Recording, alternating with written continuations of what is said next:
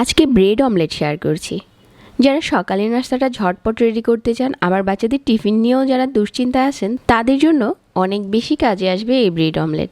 সহজে বানানো যায়, তাই বাচ্চাদের টিফিন নিয়ে আর কোনো চিন্তা নেই, ঝটপট বানিয়ে নিতে পারেন। আবার যারা ব্যস্ত থাকেন তাদের জন্য ঝটপট সকালের নাস্তা রেডি করতে পারেন এই ব্রেড অমলেট দিয়ে। আজকের ব্রেড অমলেট বানানোর জন্য একটা পাউরুটি স্লাইস নিয়েছি, আর এটা মাঝখান থেকে কেটে নিচ্ছি। বেকারি নাইফ দিয়ে পাউরুটিটা কাটলে পাউরুটির স্লাইসটা সুন্দর থাকে। পাউরুটিটা কাটা হয়ে গেছে। তারপর এখানে নিয়েছি একটা চিজ স্লাইস। তো প্রথমে হচ্ছে চিজটাকে খুলে নিচ্ছি। খুলে নেওয়ার পর একটা বোর্ডে নিয়ে মাঝ বরাবর ঠিক ব্রেডের মতো করে চিজটাও কেটে নিচ্ছি। আপনি চাইলে এই নাস্তাতে গ্রেট করা চিজও ব্যবহার করতে পারেন। আমি স্লাইস চিজ দিয়ে দিচ্ছি। আর নিয়ে নিচ্ছি দুটো ডিম। এই দুটো ডিমের সাথে 1/4 চা চামচ লবণ দিয়ে দিচ্ছি।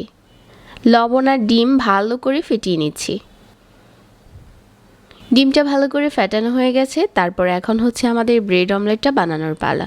চুলায় একটা প্যান বসিয়ে 1 চামচ দিয়ে দিচ্ছি বাটার। বাটারের পরিবর্তে 1 চামচ তেলও দেওয়া যাবে। তারপর প্রথমে যে ডিমটা ফেটিয়ে রেখেছিলাম ওটা দিয়ে দিচ্ছি।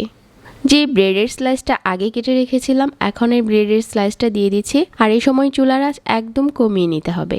তারপর হচ্ছে এই ব্রেডের স্লাইসটা ডিমের উপরে দিয়ে এপাশ ওপাশ করে ভালো করে ডিম লাগিয়ে নিচ্ছি। এখন অল্প আঁচে কুক করার পালা।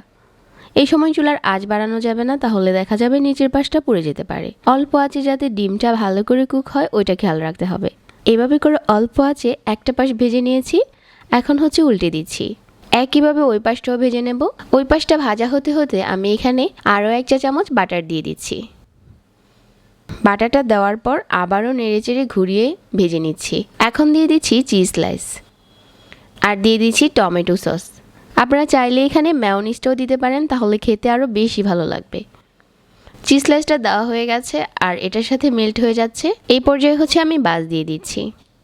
এইভাবে করে ভেজে এপাশ ওপাশ করে ভেজে নিয়েছি আর আমাদের আজকের ব্রেড অমলেট রেডি হয়ে গেছে। এখন একটু মাঝ বরাবর কেটে পরিবেশন করার পালা। সকালের নাস্তায় এরকম একটা ব্রেড অমলেট অনেক সহজেই বানানো যায়। আবার যারা টিফিন নিয়ে দুশ্চিন্তা করেন তাদের জন্য অনেক সহজ রেসিপি। আশা করছি আজকের এই সিম্পল ব্রেড অমলেটের রেসিপিও ভালো লেগেছে। সবাইকে আবারও ধন্যবাদ জানিয়ে আজকে এখানেই বিদায় নিচ্ছি। আল্লাহ হাফিজ।